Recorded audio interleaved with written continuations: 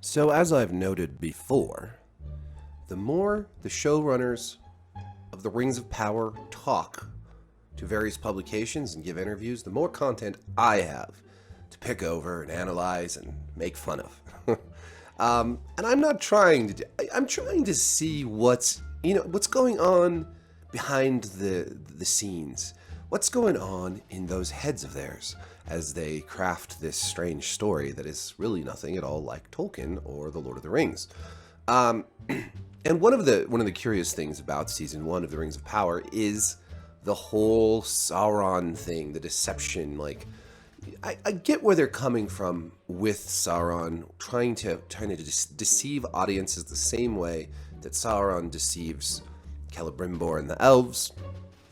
But on the other hand, I think it was done rather poorly and ultimately kind of undermined the power of the season by giving us just a big twist rather than a good story.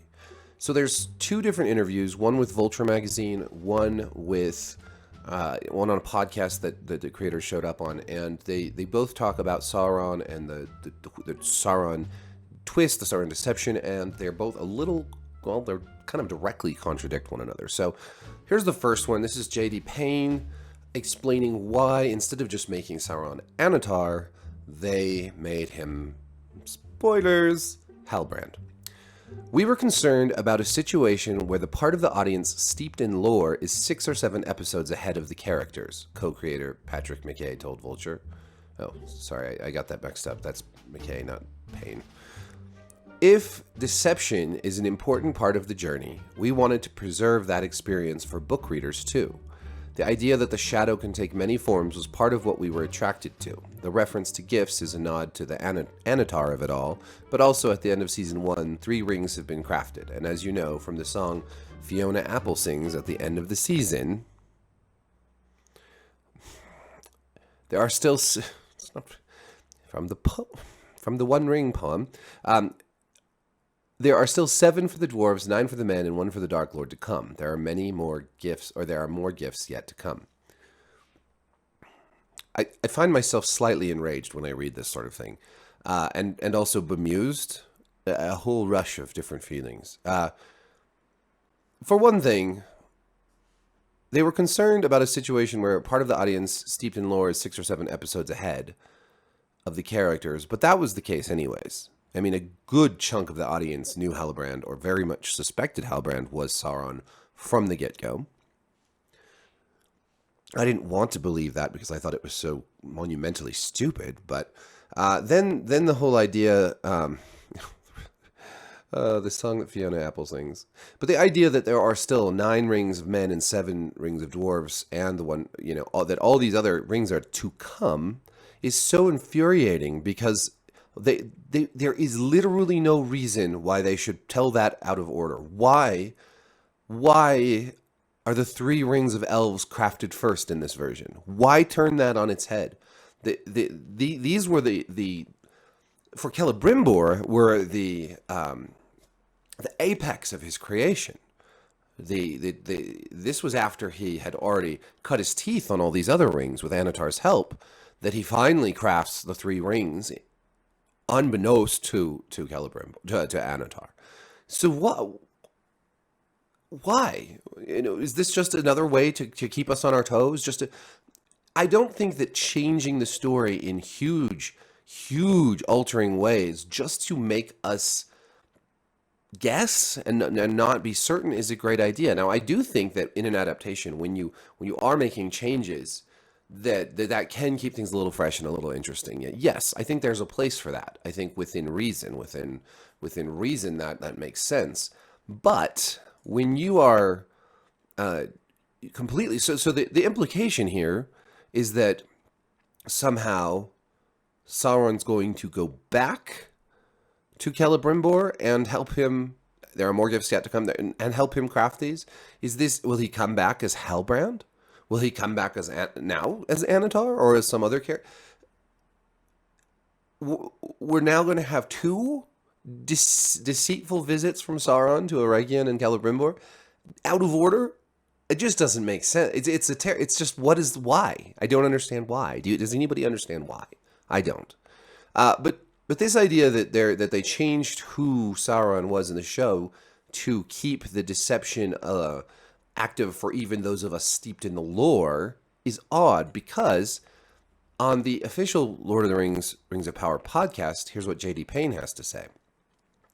We were really not about the big twist, the big surprise, the big shocker, he said. That was never the goal here. I think we were much more interested in creating characters and relationships and dynamics that were engaging and hopefully emotionally rich and full of conflict and hopefully delight and warmth. The whole season is built around the big twists, the big shockers. I mean, this is just not true.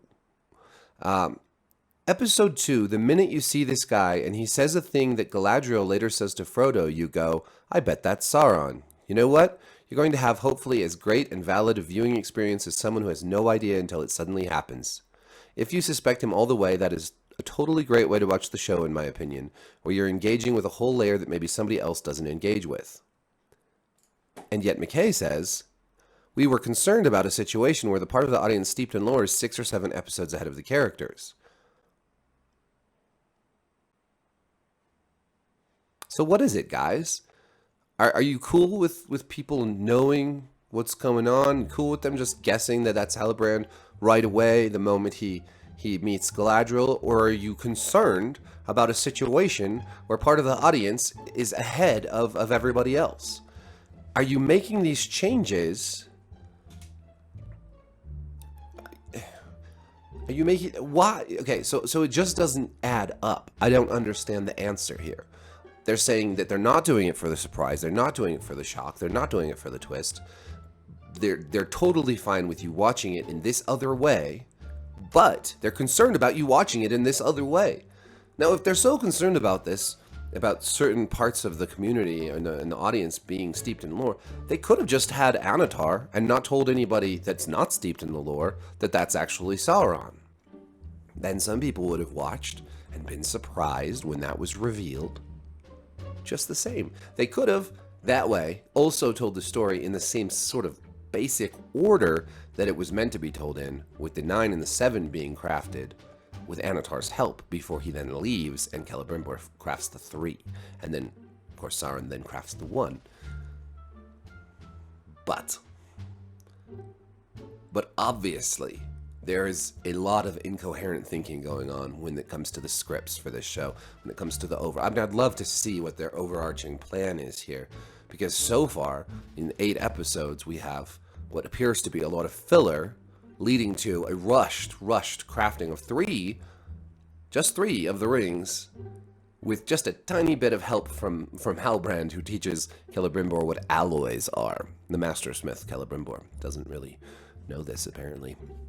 In any case, this just, I don't know. At first I read the vulture bit, and I thought, that they're trying to keep a secret from everyone, and they didn't do a very good job of it. Then I read the other bit.